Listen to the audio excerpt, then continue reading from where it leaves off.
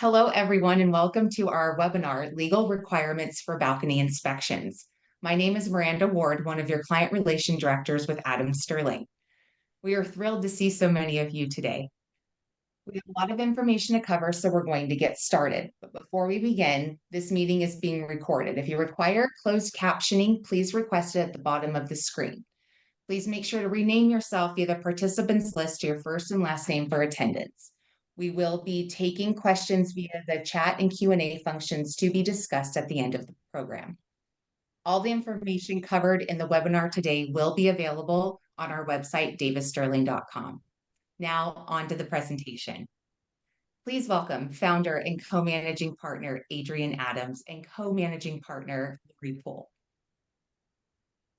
Well, thank you, Miranda, and welcome everybody. We look forward to the presentation. We know we've been getting a lot of questions on this very important topic. So we'll go ahead and get started. Laurie, did you want to say anything before we go to the next slide? Just Happy New Year, everybody. Yes. Okay.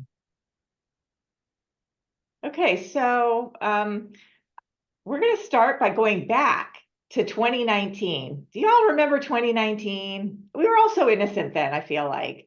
It was before the pandemic.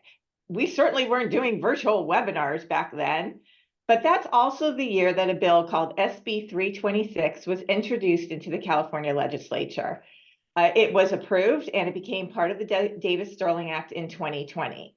So even though it is still referred today as SB 326, it's important to remember that it is actually a civil code section. It's 5551 or 5551 in the Davis-Stirling Act. And it is the statute that talks about inspections of, we say balconies, but as we'll discuss today, it's more than just balconies. And it's really important that as we go through today's webinar, we really keep in mind, we remember why this bill came about, why it was proposed, and ultimately adopted. It was to save lives and prevent injuries. The bill arose out of the tragedy that occurred in Berkeley in June of 2015, when one person was killed and 7 others were injured when the balcony that they were standing on at a party collapsed and fell. So that's the purpose of this legislation. And I think that's important to keep in mind as we are muddling our way through this. So what does Civil Code Section 5551 do? So it applies to condominium developments. So it does not apply to planned developments, but we do say that if your association is a planned development, that where the association is responsible for some type of exterior elevated element, and we'll talk about what that is, that you may want to voluntarily conduct inspections similar to the ones that are required under 5551 to avoid a catastrophe. So in a nutshell, and we'll do a deep dive of the statute, but in a nutshell, Civil Code Section 5551 requires inspections of exterior elevated elements. And those are defined as the load-bearing components with associated waterproofing systems. We'll get to those terms shortly. But it's those exterior elevated elements for which the association has the maintenance or the repair responsibility. The inspections have to be completed by January 1 of 2025, which is coming up. That's less than a year from now, so the clock is on. If your association has not made arrangements yet to have the inspections, hopefully this webinar will inspire you to do that. But it's important for any newer developments, if a new development where the building permit was issued after January 1, 2020, you have 6 years from the completion of the certificate of occupancy to conduct the inspection. Now, we get questions a lot about whether we think that January 1, 2025 date is going to be extended. I reached out last week to the Community Associations Institute's California Legislative Action Committee, CLAC, our advocate, Louis Brown. I reached out to him last week to ask him, is this deadline getting extended? Well, CLAC is looking for an author for a bill that would, among other things, extend the deadline. However, we say, don't wait. There's no guarantee that bill is going to even be authored or pass, or if it does pass, that it will extend the deadline. So this is the time to, if you haven't started the inspection process, you need to do it. And don't forget that the inspections, once they've been performed, they have to be performed every 9 years. So now is the time to start planning in your reserve studies and with your budgets for the next inspection and repairs. I'm optimistic, so I'm hopefully, if an association completes the repairs that are recommended from this inspection, hopefully in 9 years, those repairs will be a lot less. So, all right, so let's move on. So who's doing these inspections? Well, the statute requires that the inspection be performed by a licensed structural engineer or a licensed architect. And what they need to do is conduct a reasonably competent and diligent visual inspection. And a visual inspection is defined as an inspection through the least intrusive method necessary to inspect load-bearing components. And that might be visual observation only or visual observation in conjunction with certain devices like borescopes, moisture meters, infrared technology. I can tell you from what I've heard and talking to people in the industry that the different inspectors, they vary in how they do the inspection and what they've determined is adequate for the visual inspection. So you are going to see some differences in how different architects and engineers are performing those inspections. So how many of these things have to be inspected?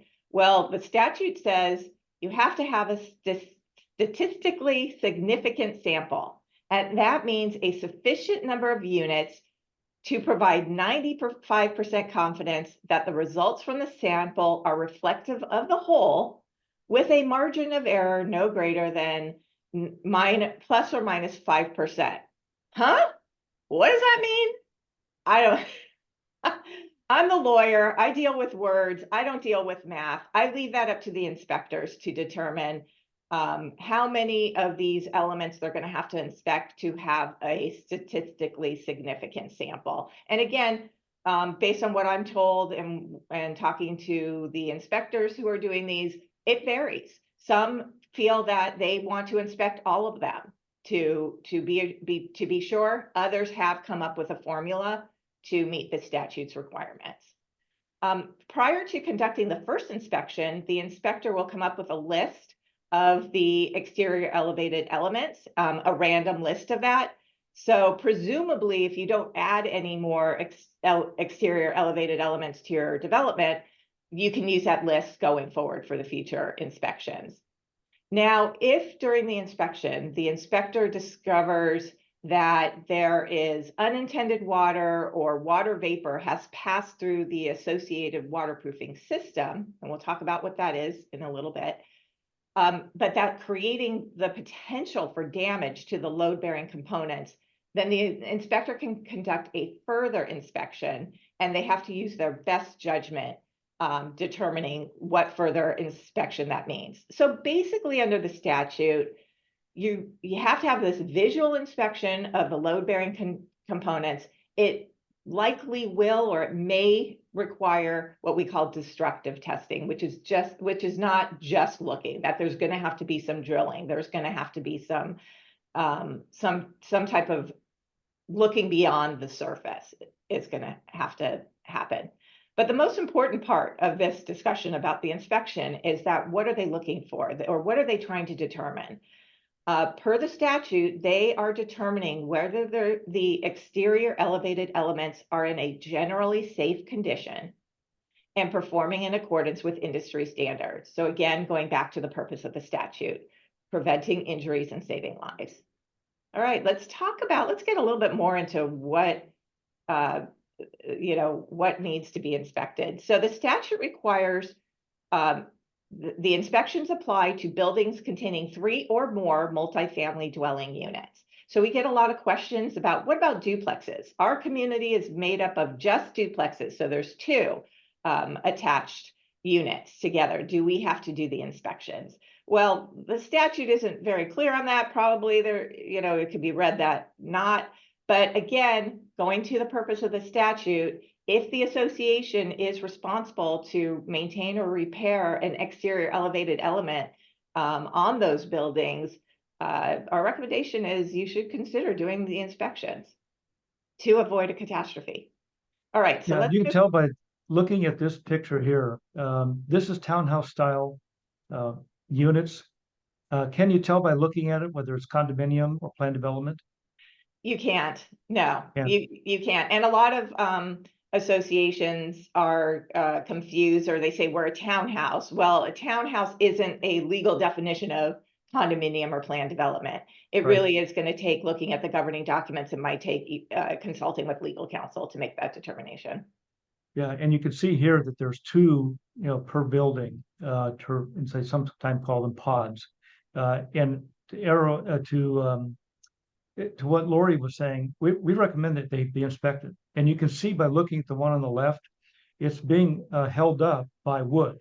So you can, and what you can't see, and what happened with the balcony in that collapsed with the students in Berkeley, is at the dry rot, which was at where it met the wall, was not visible, and then it just collapsed.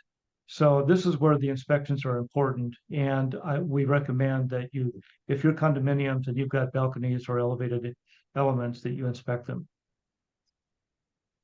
Okay, so let's dive deeper into what load bearing components are, because that is, again, part of the definition of exterior elevated elements.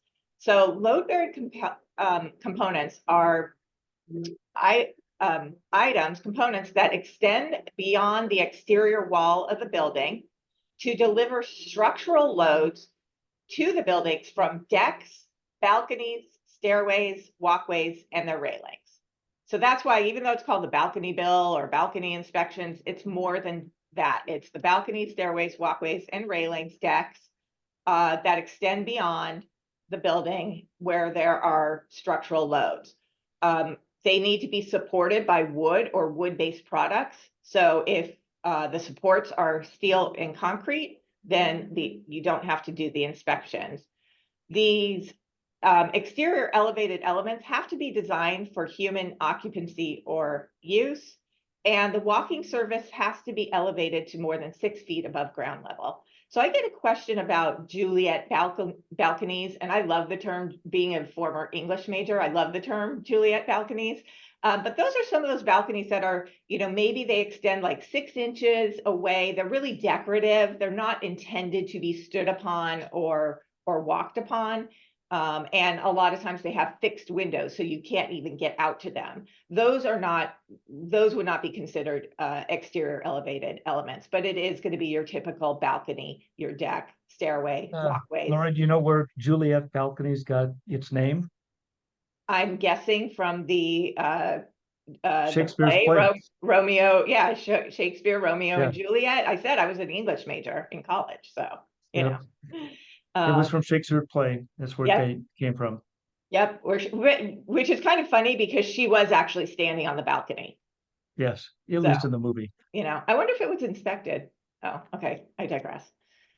Okay, so also part of the definition of exterior elevated element is the associated waterproofing systems. And those are the items that protect the load-bearing components that I just talked about of the exterior elevated elements from exposure to water. And it really consists of things like flashings, the membranes, the coatings, and the sealants. And so it's an interesting discussion. We'll get into the next slide about who is responsible for this waterproofing. And so generally, too, when we're talking about not just the waterproofing, but even the load-bearing components, determining who has the maintenance or repair responsibility, we're going to look at 2 things. One is going to be Civil Code Section 4775, because that sets forth general repair, replacement, maintenance obligations for common area, exclusive use common area, and the separate interest, the units. But the Civil Code 4775 also defers to the CC&Rs, not the governing documents. It has to be in the CC&Rs that they can assign different maintenance, repair, replacement obligations than the civil code. So it's not unusual for the CC&Rs to require the owners to maintain maybe that coating on their deck or their balcony. And that's part of the waterproofing system. So does that mean the association doesn't have to inspect it? What do you think, Adrian? Does that mean the association No, doesn't they're have going to to have to inspect it. Yeah, and the question is, what does maintenance mean? So the owners are obligated to maintain it. Well, sweeping it, keeping it clean, but repairing and replacing is the association's responsibility, unless their CC&Rs clearly state otherwise. Yeah, and most of those load-bearing components too, because again, it's the association has to have the maintenance or replacement or repair, excuse me, obligation. So most of the load-bearing components are in the common area. They are structural. Most of the time, that is going to be assigned to the association, but we're always going to check the CC&Rs just in case. So Adrian, what kind of things could affect the deck coating and the associated waterproofing system on some of these elements? I can tell you they can be damaged. I've had associations where these issues have come up. One had a guy who had his weightlifting equipment on the balcony, and he was dropping them onto the surface. And of course, that was damaging the surface. And the association, of course, would not know this until the leak shows up in the unit down below. Another example, a woman who had almost literally a rainforest on her balcony. She had all of these potted plants and an automatic watering system, and there was a lot of water going onto that balcony all the time. And large potted plants on the waterproofing surface trap water there, and it can break down the waterproofing. A third one example, a man had a refrigerator on his balcony, and he had a unique expertise. He was an expert in defending serial killers. So I was always curious what he kept in that refrigerator. But we asked him to remove the refrigerator from his balcony.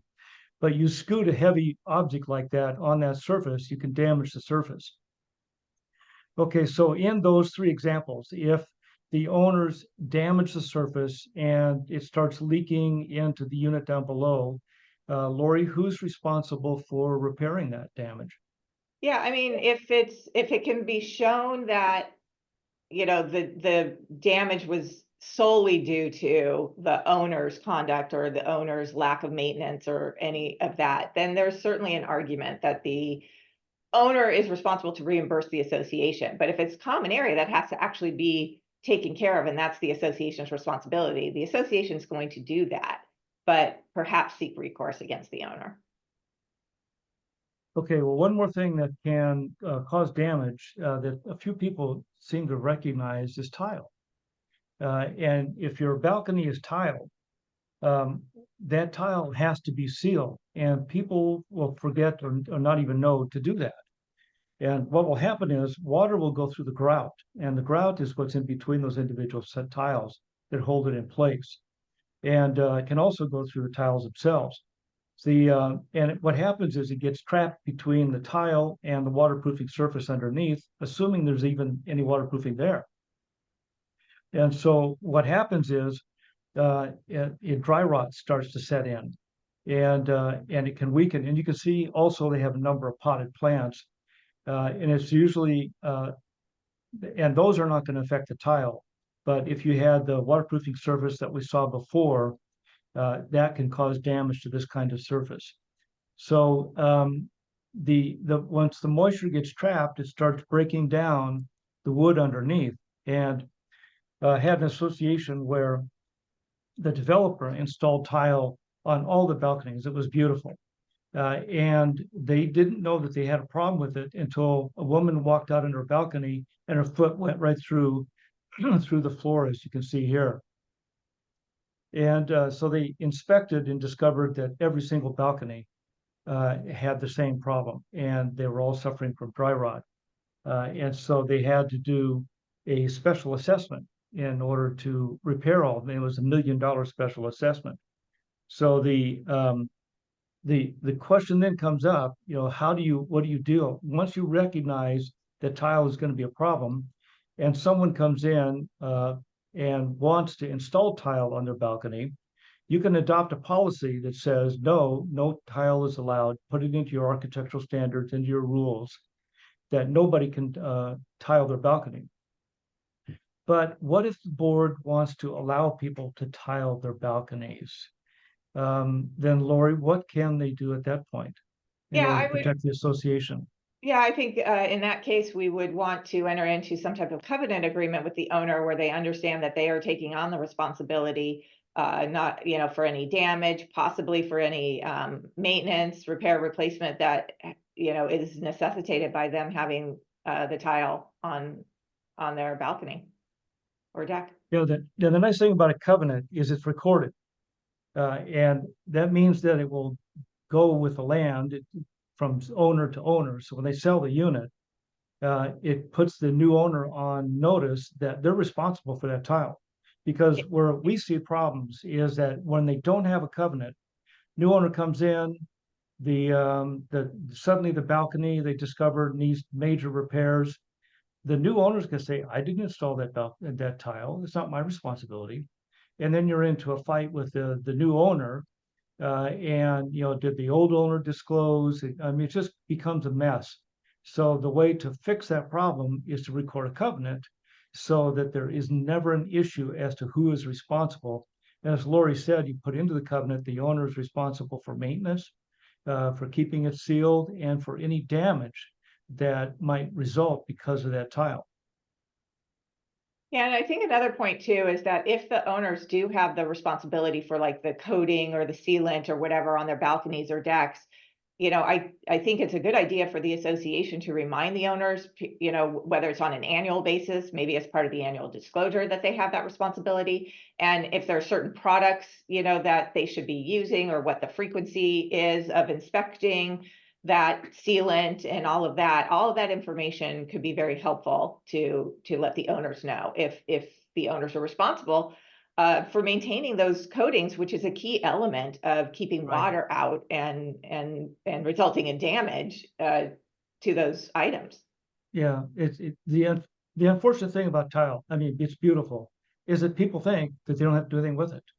That once it's down, they're done. They never have to do anything, but that's not true. They do have to do the sealants.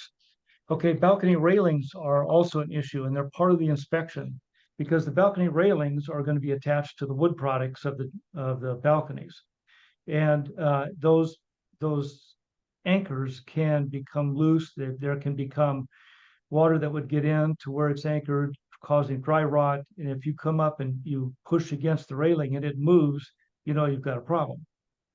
So and it's typical, it's normal that CC&Rs will obligate the association to repair and replace balcony railings. It's in virtually every set that I've seen, and it makes the association responsible. So that brings up then another issue, and that is, what if those balcony railings are no longer up to code, and they've got the wide spacing like you can see here? Well, if in the balcony repairs, you're obligated to replace the railings, you're going to have to bring them up to code. So you can't be saving those old railings and put them back on. You need to bring them up to code so that you don't have a situation where a child can slip through it and fall to their death down below, because I guarantee you're going to get sued. The association will be named. So looking at this, it has to meet it, and this is assuming that you're having to make major repairs to the balconies, which includes removing the balcony railings. They can be no more than 4 inches apart on the railings, and no more than 4 inches of space underneath, so a child can't slip through. But what if it's just minor repairs to your balconies, and you don't have to do anything to the railings? You can leave them in place. But we're starting to hear, at least I am, that some of the insurance carriers are now doing audits of properties, and making recommendations. When they find that the railings are not up to code, they'll recommend to the association that they replace them. And so that creates now potential liability for the association. They've been told by their insurance carrier to replace those. And associations can do a couple of things. One of the associations I work with has recommended to all the owners that they put plexiglass on the inside of those railings so that a child cannot slip through. And then another association is actually budgeting for the eventual replacement of all of those balcony railings to bring them up to code. So once you've been put on notice that you've got an unsafe condition, you really need to start looking at how are you going to do something to alleviate that problem. And so and the plexiglass actually you can, and one of the problems with plexiglass is that it will start to cloud over time. And so I have one association that's using glass, and it's safety glass that they're putting on the inside of the balcony rails. Okay, let's take a look at the next one. So if your inspector comes in, looks, the balconies they're pristine, they're great, there's no problems, then what they'll do is they'll issue their report. It'll be a standard report. They'll identify what the building components are. This is very much like the reserve study, identifying the components, their physical condition, their expected performance, their useful life remaining, and then making recommendations for repairs or replacements. So that's the standard report. And as Laurie had said earlier, this kind of inspection is every 9 years. But what you do is notify the reserve study people, and they incorporate this into the reserve study, because you're going to have their inspection every 3 years, and they're just doing a normal physical, just visual. They're going to look at the balconies, and they may go up to balcony railing, push against it, and see that if it's sturdy, it's not moving, then you don't need to do anything. But when you hit the 9-year mark, you're going to have to inspect again, which, as Laurie said, you need to start planning on that and building that into your reserve study. Okay, so now what if the inspector finds this? This is dry rot. And it's a bit of a misnomer. Dry rot actually requires moisture in order to create this condition, because the organisms, the spores that get in there, need that moisture in order to feed on the cellulose that is in the wood, and it starts breaking it down like this. Okay, and they are called fungi. So does anybody know how to pronounce this? Is it fungi, fungi, fungi, or fungi? I had to look it up.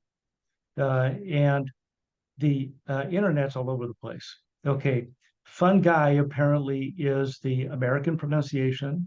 Fungi is the British pronunciation. But fungi and fungi are also acceptable. So it's like tomato, tomato, however you prefer. You can call it whatever. Okay, so that may be Laurie, the most important takeaway today, is there's no universal way of pronouncing fungi. That's correct. But Adrian, I will say you are a fun guy. Yes, I'm a party guy. Okay, so if you find this, if the inspector finds this, Laurie, then what does happen?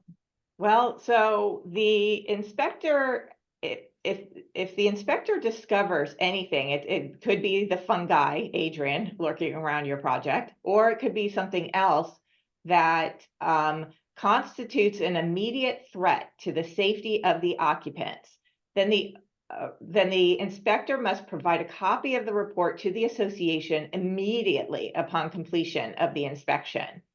The inspector also has to provide that report to the local code enforcement or the local enforcement agency within 15 days of completing the report. That's going to be the building, the city, the county, et cetera, usually the building department. So the inspector is going to be turning over that report.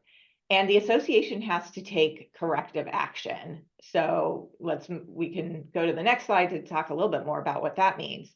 So the association has to take preventative measures. They need to prevent occupants from accessing the exterior elevated elements, blocking it off, using caution sign, tape, things like that. I do have a client who they discovered the exterior walkway leading to the clubhouse was an immediate threat, posed an immediate threat to the safety. So they had to block that off. And it was kind of a bummer because that was the only way to get into the clubhouse that didn't have stairs. So there were some people who couldn't get into the clubhouse until those repairs were done because they didn't have the ability to go upstairs.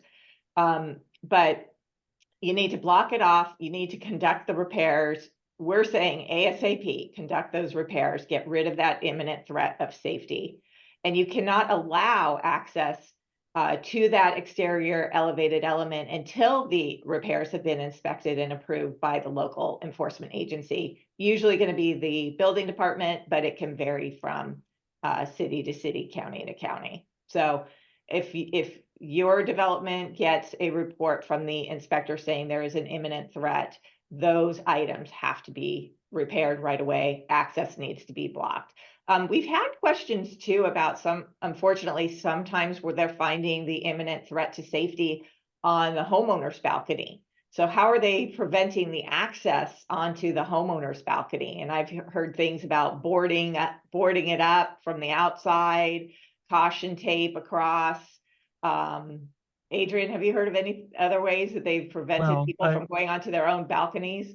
Yeah, I don't think you need to board them up. It's certainly caution tape, or even taping, the sign on to the sliding glass door saying no entry allowed, so that you've got, and then warning everybody in writing that they're not to go onto their balconies. You have some people that will do it anyway, and if they do and they get injured, at least you've got a defense that you warned them and you had caution tape up, and they had to actually go through the caution tape in order to get onto the balcony. So you have to take it seriously, and you have to do what you can to protect people from themselves, so that you don't get sued. So that's our recommendation, is to do that. Okay, so then we get to the notice issues. So Laurie? So we're getting a lot of questions right now about what information should the board be providing, or does the board have to provide? So as Adrian talked about, is the 5551 specifically says that the information received from the inspector, and we're not talking here just about the imminent threat information.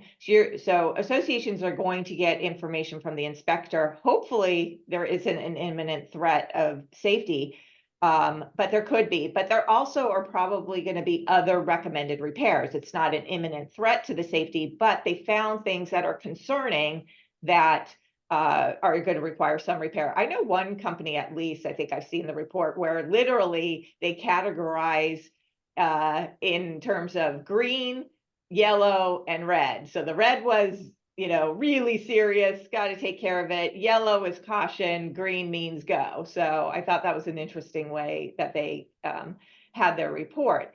But so whatever information the association gets from the inspector, the statute says that those findings, the report's findings, have to be incorporated into the reserve study. So what does that mean, incorporating the results into the reserve study? It's not specifically stated in the statute, but we think that means for the repairs that are not immediate but are recommended, is the association should be reaching out to the reserve analysts, giving them that information, seeing what changes need to be made to those items in the reserve study so that it can be adjusted to make repairs probably sooner than what was originally anticipated. We're getting questions of, should we be providing the reports to the members? Now, Civil Code Section 5551, the Davis-Stirling Act, does not specifically say a copy of the report has to be provided to the members. So you don't necessarily have to provide the report, but we do say, and we are recommending, of course, your members know these inspections have taken place. they have balconies or they have stairways or some of those other items, they're going to want to know what the report says. So at a minimum, a summary of the report and the findings should be provided to the members. Certainly, if there's a situation where there's an imminent threat, that's going to be communicated. But some kind of summary of the overall findings should be reported to the members so that they understand what the report found, and more importantly, what are the association's plans for repairs that are recommended. Yeah, and the reason why you want to make sure the members know is because if there are impending escrows, they need to make disclosures to the buyers. And as far as the report, another thing that I would recommend is they let members know that if they want to read the report, it's that they can come into the office and read it. So, and you're going to have some people that want to read the entire report. But I don't know that you necessarily have to distribute the report. Yeah, and That I could think be that, oh, God, sorry, Adrian. I was just going to say that could be a judgment call on the board's part, in consultation with their legal counsel.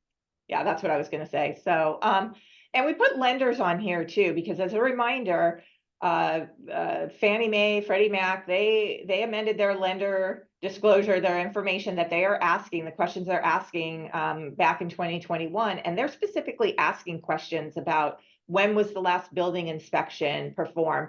Did the inspection have any findings related to the safety, soundness, structural integrity, or habitability of the buildings?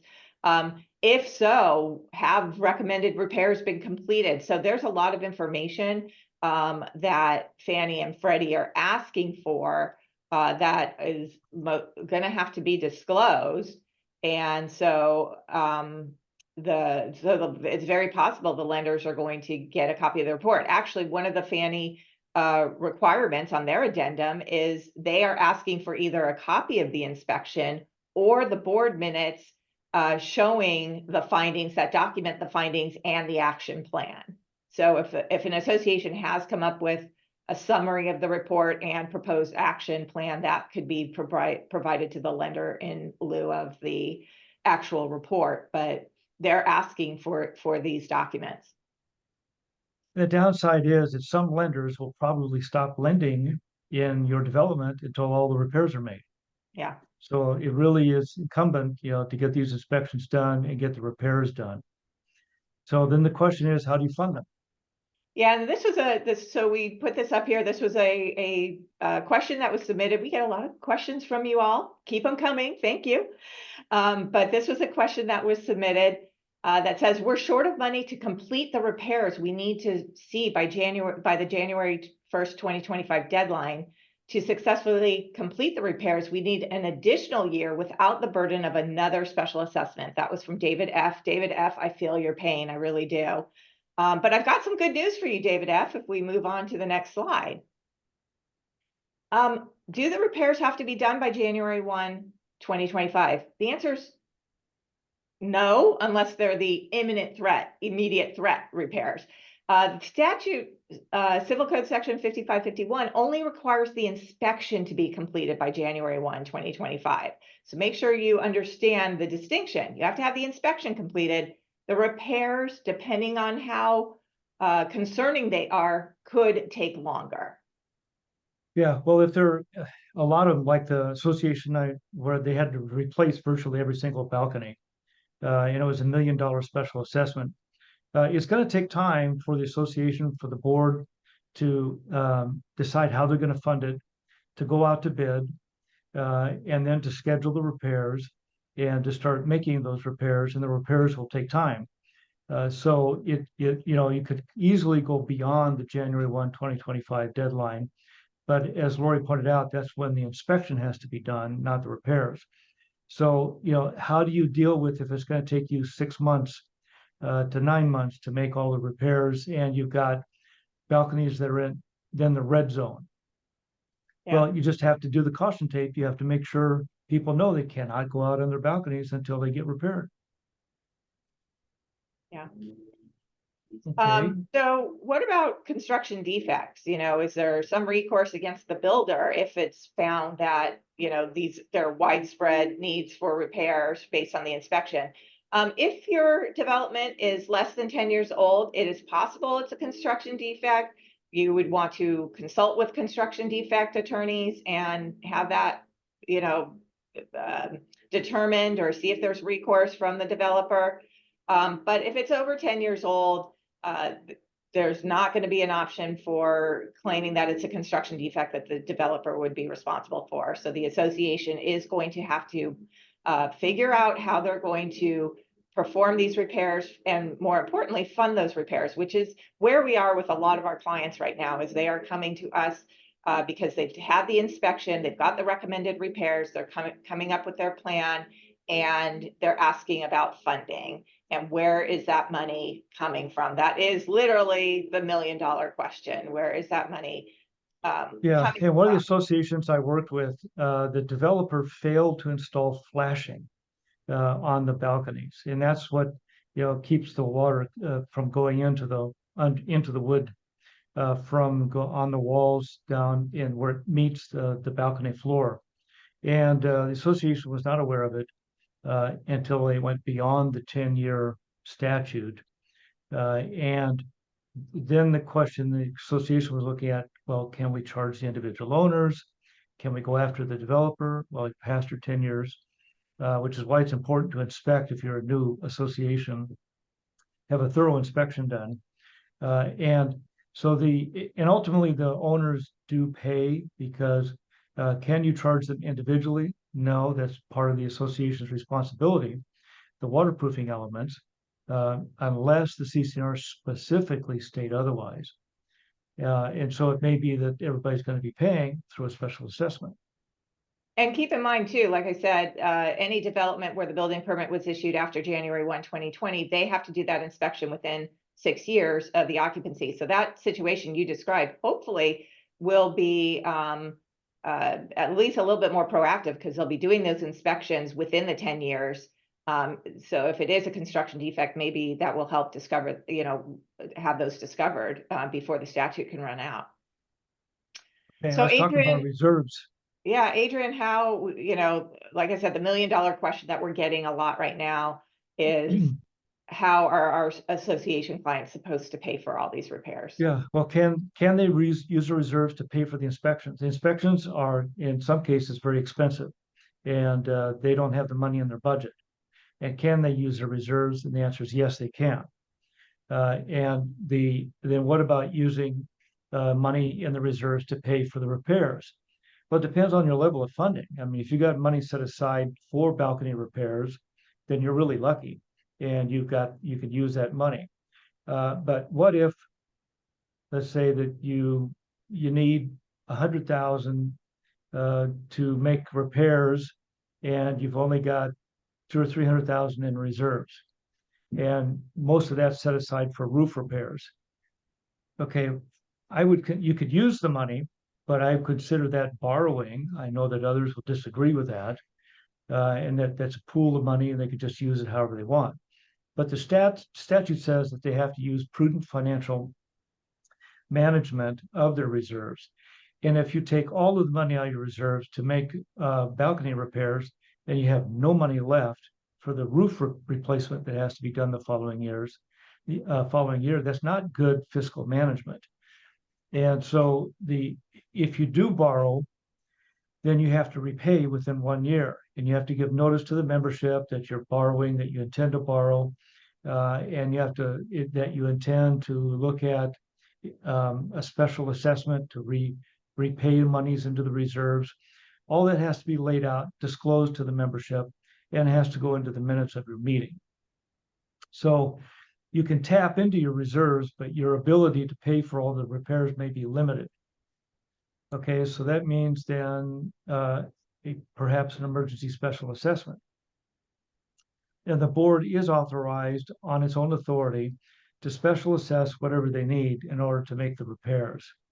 And if that's the case, then you can help. Let's say that you're going to do emergency special assessment, but you want to spread it over the course of 2 years. So it's easier for people to pay. Okay, there's where you may be tapping into the reserves to immediately start making repairs. And then the emergency assessment is paying the money back into the reserves. So it spreads the cost over time, making it easier for people to pay that emergency assessment. Yeah, and Okay, I wanted to make a point on this is the emergency assessment statute, Civil Code Section 5610. We always use it in terms of an emergency special assessment, but the statute itself isn't that limited. So I have had clients who have done emergency increases in the regular assessments as well as an emergency special assessment. They decided for themselves that that's a way they wanted to fund some of these repairs, was to not only do a special assessment, a lump sum, but also to increase the regular assessment beyond the 20% in the aggregate that the board can do every year. So that emergency assessment language in the statute could apply even to increasing the regular assessments. okay, and then boards also have the ability to get a loan. So talk to us about that. Yeah, so that's another option that boards can consider. A loan, it could be in conjunction with taking money from reserves. Like Adrian said, if the quote line item for the balconies is not sufficient to conduct these repairs, then maybe they take that money that was designated in the reserves for that, but then make up the difference with a loan. A board's going to need to consult with the financial institutions that give loans to associations to determine if they would qualify. But also the board should consult with legal counsel, because often the governing documents, and it's not in the Davis-Stirling Act. A lot of people think there's a limit in the Davis-Stirling Act on the board's ability to enter into a loan without a vote of the membership. It's not in the Davis-Stirling Act. It is in virtually 99.9% of the CC&Rs and or bylaws that there might need to be a membership vote. Sometimes it's if the loan is going to be above a certain percentage of the budget. Sometimes it's if for any amount of money that's being borrowed, the board has to get approval of the membership. So you're going to want to check that out. And just as an aside, the vote to have a loan, if you do have to get membership approval, is not one of the ones that that's under the Davis-Stirling Act procedures of the Inspector of Elections and the secret ballots and all of that. However, most of the time, when associations are seeking membership approval for a bank loan, they're also maybe seeking the imposition of a special assessment, not an emergency one, but a special assessment, which would also require a vote of the membership. And that does then fall under the secret ballot procedures. But yeah, let me follow up on what you're saying there on the vote. If you have to repair your balconies because they're unsafe and you need the money, I would not take it to a vote of the members, because the members may vote it down. And I actually had an association that did that. And then the board had to turn around and impose the emergency assessment, which they should have done to begin with. Right. And then it got challenged. I ended up in court having to explain to a judge, if the board considered it to be an emergency, why didn't they impose it the first time as an emergency? Why did they go to the membership as a vote? So you need to be talking to legal counsel about how you deal with this on the funding issue on these. Now, I had heard of an association, thank goodness, not ours, where the board said they didn't have the money, so they weren't going to do the inspections. So what's the downside of that, Laurie? Well, I will say that I have not yet heard of a law enforcement agency set up as the inspection police. So there is no inspection police that's going to come out after you, but the potential for liability for an association that is required to do the inspections and doesn't do the inspections is rather large. If there is an incident, a plaintiff is going to point to the fact that the inspection was required and wasn't finished. And that's going to be what we lawyers like to say, prima facie, or on its face evidence that the association was negligent in maintaining the item, the exterior elevated element. And that's going to be a very tough burden to overcome. Keep in mind, too, that board members, you are protected from personal liability for the decisions you make, as long as you do not breach your fiduciary duty and as long as you exercise good business judgment. So if you're making a decision, if you're aware, even being unaware of the requirement to hold these inspections, I don't think it's going to hold up in court very well. But if you are aware of the requirement to do the inspection and you don't do that, you're really exposing yourself to potential personal liability for breaching the business judgment rule. Yep. And if you know that their balconies are unsafe and you do nothing, and someone is injured or killed, then you could be looking at criminal negligence. Yeah. So it's really serious. You do want to take this seriously, and you want to make, to take the necessary steps to start this process of We getting also, inspections done. yeah, and Adrian talked earlier about the insurance companies, like with the railings and stuff. I mean, I think I can foresee too that the insurers are going to start asking for confirmation that these inspections have been performed as well, and part of their deciding whether to renew the association. They're going to probably start Right. asking those types of things. So that was a failure to inspect. But yeah, Adrian brought up, okay, well, we've done the inspection. What if we don't repair what's been recommended? So again, huge liability. It increases the association's liability because now you're on notice of the deficiencies with these exterior elevated elements. As we indicated, you have to disclose, you will have to disclose to Fannie and Freddie in potential sales that you could end up on the blacklist with Fannie Mae's blacklist, where they won't issue loans anymore until the repairs have been done. So you want to, hopefully, if you have to disclose to Fannie, you want to be able to say, yeah, here's the inspection and we've already done the repairs. That's best case scenario. Or if you get on the blacklist somehow, then you do the repairs and you show them we've done the repairs and hopefully get off that blacklist. Okay, well, let's wrap this up so we get to some questions. We've got information on the website. Just go to our website and you can either, go to balconies and click on balcony, or go up into this Google search and click on balcony inspections. But just the word balcony will get you there. And it'll take you to what we have on the site with it. And we've got a lot of information there on the website, including a description and pictures of balconies that do need to be inspected or do not need to be inspected. We also have a list of companies that do inspections and repairs. These were sent in to us. We can't vouch for any of them. You have to do your due diligence.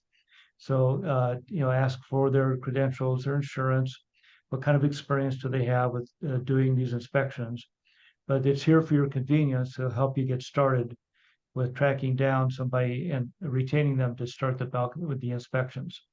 Also have pages dealing with balcony maintenance and dealing with some of the waterproofing issues that we talked about, so that you've got this to look at to help you through the process.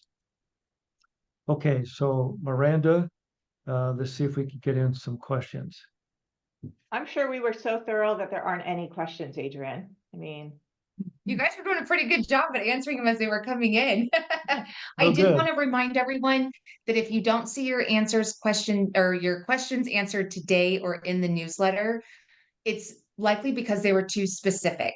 And you guys are going to need to seek legal counsel on your own. Also, if you guys have questions after this, you can always email me directly and I can provide links to you from the website. Okay, so one of the ones I found interesting was, after all these years, why is there such a rush in this issue? Well, the Berkeley failure, and there's also one in Malibu that caused a lot of injuries, prompted the legislation, and there was a timeline involved that gave everybody time to do the inspections, and a lot of them have been done. A lot of associations have done their inspections, but we have those that are waiting to the last minute, and they're going to be up against the clock here.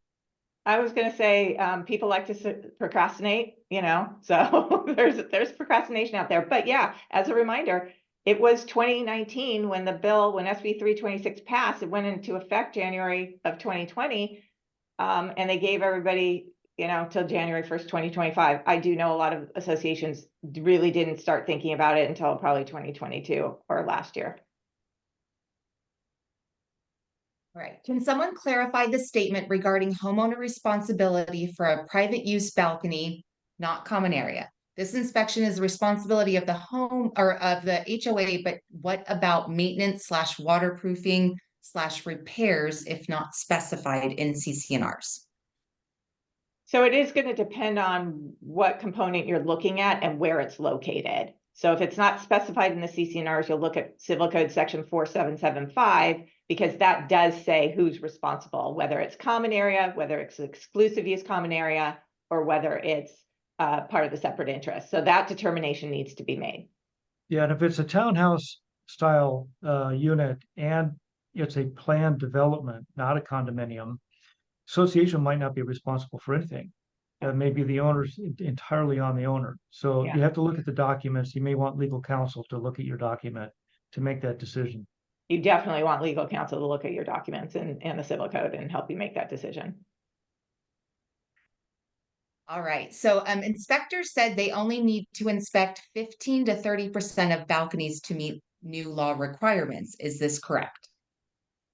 As long as That's on the they, inspector. yeah. Again, I gave you the Right. formula. I don't do math, but you know, Yeah. it's So that's on the inspector. They get to decide how to meet that, and they use their own methods for making that determination. they need a statistically significant sample. Right. Yeah. Is removing the balconies an option? Uh, maybe, but Well, I please can't remove imagine the, that owners would like that. yeah, please remove the French doors and the sliding glass doors leading out to the balconies too. Oh yeah, if you take the balconies off. Yeah. That's going to really change the aesthetic look of the development and the functionality of the separate interests. It's also, there could be legal ramifications if it's exclusive use common area. So that is a much bigger question, but that's pretty drastic, I will say, pretty drastic. Yeah, and I would say my recommendation, talk to your legal counsel. Yes. Favorite words. How does the association comply with California's balcony inspection laws in this scenario? A condo complex that has units with concrete balconies and concrete exterior staircases that are not supported in whole or in substantial part by wood or wood-based products. Well, then they don't need to inspect them. But I would get an inspector to come out and give me a short report saying there are no wood products in supporting any of this. So that they've got that as backup, that they did their due diligence and verified. So it's not just board members walking out there and saying, oh, this is all concrete and steel. So we don't need to do the inspection. And then they find out that it's all anchored to wood and when it collapses. So I would get somebody to give me something in writing, a qualified individual that says there are no wood products supporting that. And keep in mind too, that even though they might not be under this statute to inspect, as boards, you're responsible to maintain your project. You're responsible to know what's going on. I have clients with concrete stairs where the railings have rusted and caused the railings to be loose or the chunks of concrete to be missing. And those need to be inspected and repaired as well, regardless of the statute. Does HOA have to provide full reserve studies or just executive summaries that include SB 326 to potential buyer or existing owners? So Civil Code Section 5300 says that as part of the annual disclosure, you have to provide a summary of the reserve study, but you also have to include a statement that says this is a summary only. And there's actually wording in the statute. So look at 5300. I'm paraphrasing it.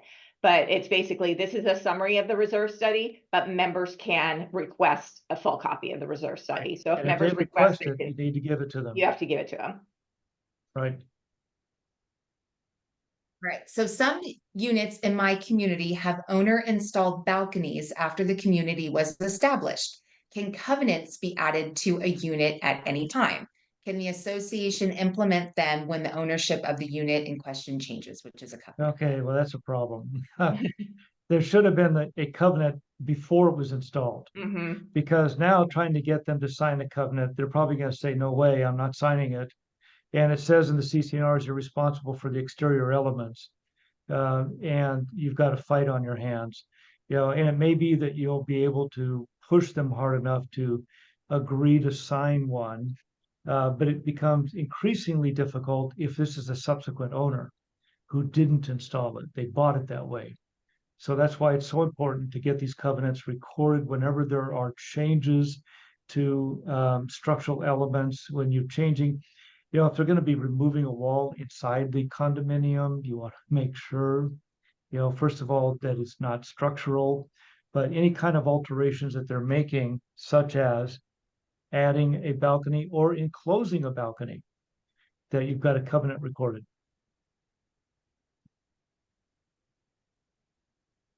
All right, so I am getting vastly different price quotes from 3,500 to 15,000.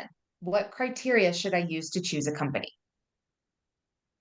Ooh. I'm assuming that's for the inspection. I don't know. I mean, I'm assuming that's the inspection, but I don't know. It It sounds didn't like say. the inspection, yes. Yeah. Yeah, Yeah, I think you're gonna have to really, talk to each, figure out what is it an apples to apples, comparison?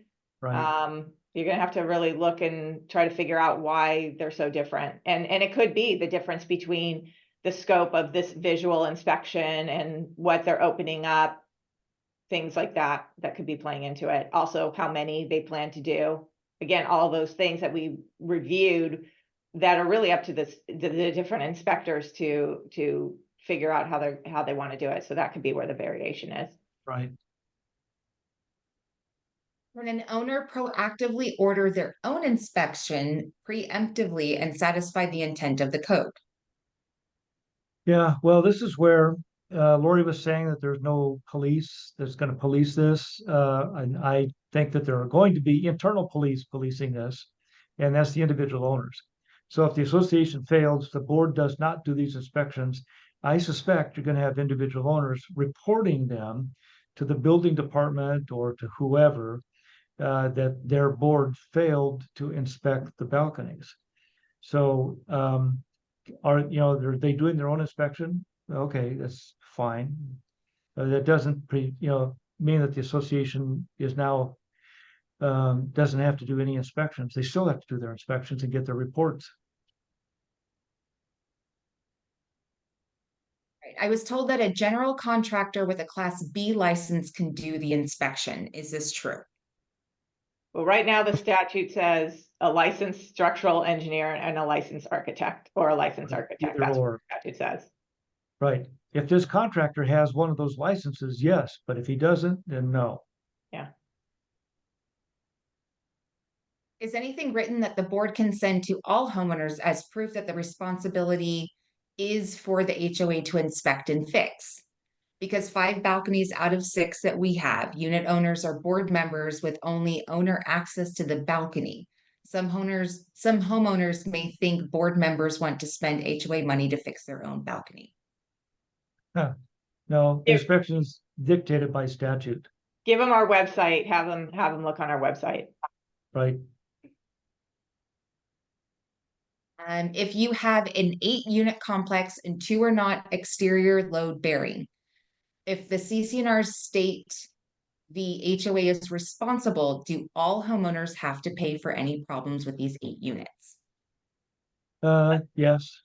Yeah, unless the CC&R somehow set up some weird cost center where only those units pay. Right. That's very rare. Yeah, so if 2 out of the 8 need to be repaired, replaced, basically everybody's going to be sharing the cost, and that's just the nature of condominium association. Yep. So let's take a couple more questions. We don't want to hold people too long here. Oh, no, you want to do 2 more? Sure. Yes. Perfect. All right. If the balcony belongs, oh wait, I just read that one. Okay. I have a question that hopefully can be answered. We received some proposals from firms that specialize in balcony inspections for this requirement. Our building has a total of 24 balconies. Only 2 of them fall under the requirement. Others are not exterior, they are built into the building, and 1 is on the ground floor, which is also excluded. Since their quotes are on per balcony basis, they insist that even those that are interior need to be inspected to determine that they are excluded. Do you know if that's the case or only those that really are exterior are subject to it? Well, the inspector is gonna, well, only the two need to be inspected because they meet the criteria. You have to be elevated and extend out from the building and be over 6 feet off the ground. But in the report, he would note that the others did not need to be inspected because they didn't meet the criteria. All right, and for our last one, we have common area sun decks on the top floors that are over living units below. Do these qualify as needing to be inspected under this statute? Laurie, what do you It think? doesn't sound like they extend beyond the building exterior, but I would really defer to an inspector to take a look. It doesn't Yeah, sound, if they're over interior space, Yeah. they're not going to fall to the ground. They yeah. may fall into somebody's living room, but that doesn't meet the criteria. So that doesn't require the inspection. But roof decks have their own set of problems when it comes to re-roofing and other issues.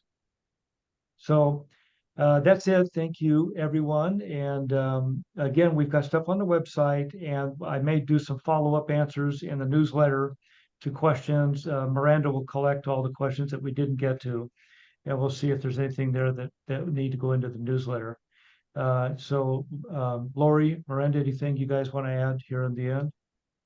Nope. Thank you, everybody, for joining us. It was great to have such a great, strong turnout today. Thank you. Yeah, Yes, thank you, everyone. And one don't more forget, point, you we guys can will, always email me too. right, and we will post the recording at some point. We'll let everybody know that it's available. Yes. Okay, thank you, everybody. Thanks, everyone.